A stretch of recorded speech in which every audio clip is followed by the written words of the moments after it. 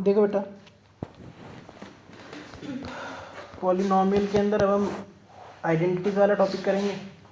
ठीक है, मैंने लास्ट क्लास में तुम्हें मतलब पिछले पार्ट में बोल दिया था कि भैया अगर a plus B plus C zero होता है तो हम A cube plus B cube plus C cube को क्या लिख सकते हैं, 3ab।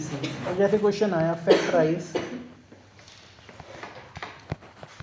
x माइनस वाई का whole cube plus Y minus Z का whole cube plus Z minus X का होल क्यूब। तो आप ध्यान दिया करो, अगर तीन टर्म्स पे क्यूब है तो इसको a की तरह ट्रीट करो, b की तरह ट्रीट करो और c की तरह ट्रीट करो। तो a cube plus B cube plus C cube निकालना है, पहले आप अंदर वालों को ऐड करके देखो। Consider x minus Y plus Y minus Z plus Z minus x. Z से जेड कट गया, x से x कट गया, y से y ज़ीरो आ गया। तो मतलब a plus B plus C zero है, तो हम x माइनस वाई का होल क्यूब मतलब a cube plus B cube plus C cube को क्या लिख सकते हैं, 3ab और c। तो ये हो गई बेटा फैक्टराइजेशन। तो कोई बताने नहीं आएगा तुम्हें कि इसमें ये वो आइडेंटिटी लग रही है, तुम्हें खुद लगा के देखनी पड़ेगी।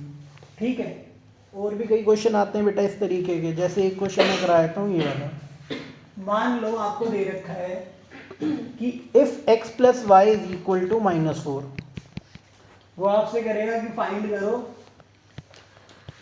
X cube plus Y cube minus 12xy plus 64। अब देखो जो चीज़ गिवन है उसको तो यूटिलाइज करना पड़ेगा, वरना क्वेश्चन आगे नहीं बढ़ेगा। देखो क्वेश्चन में मुझे दे रखा है x का क्यूब और गिवन है x, तो x को x क्यूब बनाने के लिए क्या करना पड़ेगा, क्यूबिंग बोथ साइड। जो गिवन है वो लेके चलो, हमें पता है x प्लस वाई कितना है, -4। ठीक है, अब हम करते हैं cubing both side, cubing both sides. तो ये हो गया x प्लस वाई का होल क्यूब -4 का क्यूब। x प्लस वाई का होल क्यूब क्या होगा, a cube plus B cube plus 3ab bracket में a प्लस बी। -4 का क्यूब क्या हो जाएगा बेटा, -4 ही है ना ये, हाँ, -4 का क्यूब हो जाएगा -64। क्या तुम्हें x प्लस वाई पता है, पता है कितना है, -4।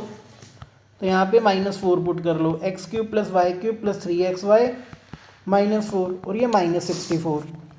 तो ये हो गया X cube plus Y cube -12xy और -64 इधर आके क्या हो गया, +64। हमें इसी की तो वैल्यू निकालनी थी, कितनी आ गई, 0। तो ये हमारा आंसर है। ठीक है जी, और देखो जरा, अब जैसे मान लो कल को ये क्वेश्चन आ जाए, if x plus 2a is a factor, ये फैक्टराइजेशन के ऊपर एक question, is the factor of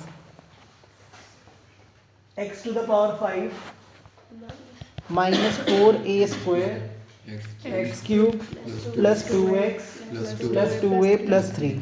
तो बेटा कहने का मतलब है ये डिविडेंड है और ये क्या है, डिवाइजर। अगर ये इसका फैक्टर है, अगर x प्लस 2a इसका फैक्टर है तो रिमाइंडर क्या आना चाहिए, 0। तो रिमाइंडर निकालने के लिए हमेशा डिवाइड नहीं करना पड़ता, इसके लिए हमें सिर्फ एक रिमाइंडर थ्योरम आनी चाहिए। मैं बताता हूँ कैसे। स्टेप 1 क्या होता है, डिवाइजर को 0 पुट करो। डिवाइजर है क्या, x प्लस 2a, तो x की वैल्यू क्या आ गई बेटा, -2a। अब ये जो x की वैल्यू आई है ना, इसको डिविडेंड में पुट करके देखो। स्टेप 2, x की जगह क्या आ जाएगा, -2a। अब मुझे पता है रिमाइंडर आना क्या चाहिए, 0।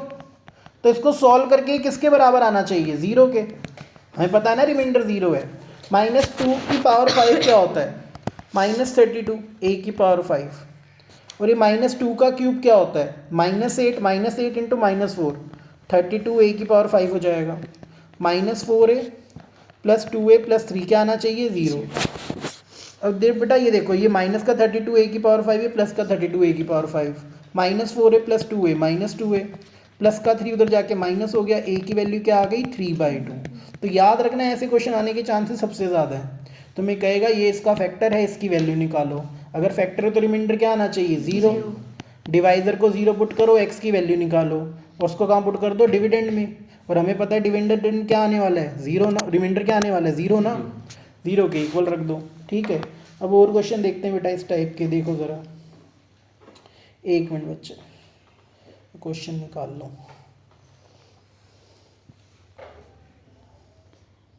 अच्छा जी, देखो ज़रा,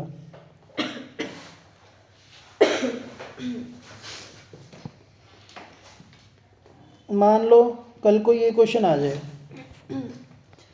कि क्वेश्चन है if a plus B plus C is equal to 9 and A B plus B C plus A C is equal to 26। वो कहता है फाइंड करो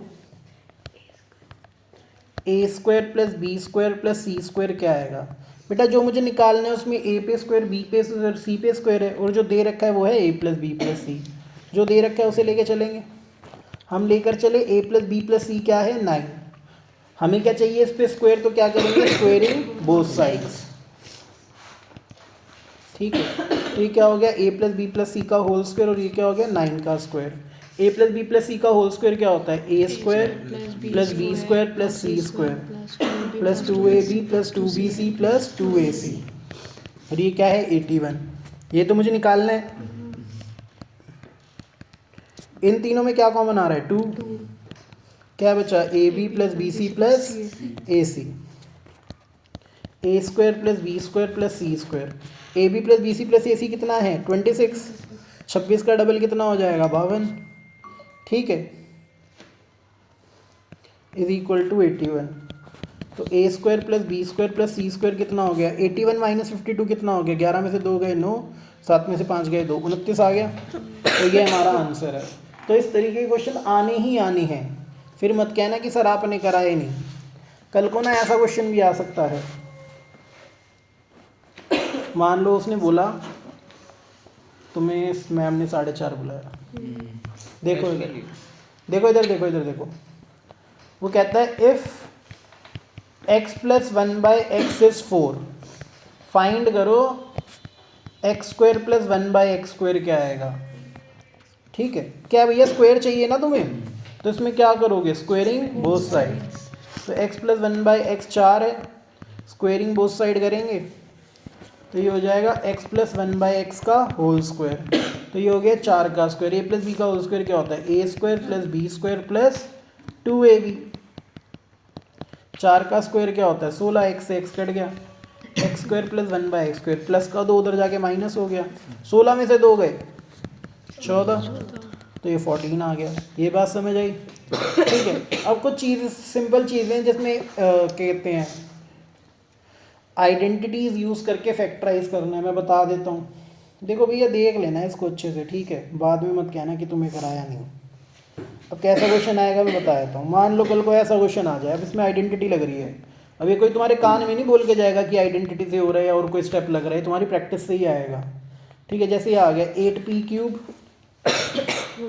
प्लस 12/5p² 6/25p और प्लस 1/125। अब भाई इसमें क्या करें, वो मत करने लग जाना हिट एंड ट्रायल, पहले आइडेंटिटी सोचा करो।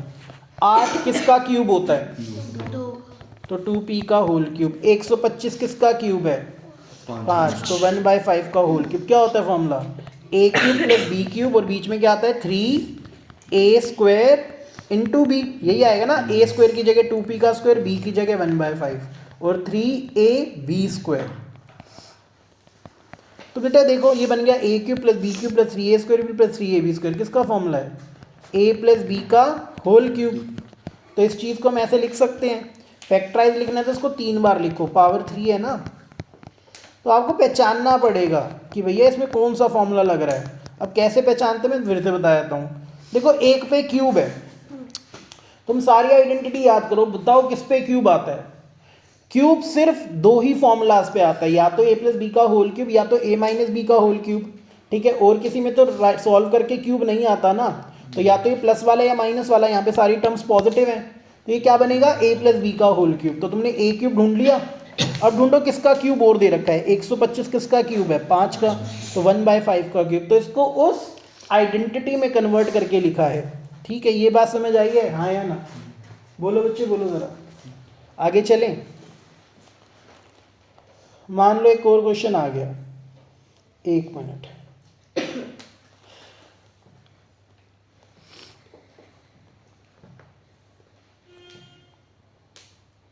देखो ये रहा कल को ये क्वेश्चन आ जाता है, कहता है फैक्टराइज करो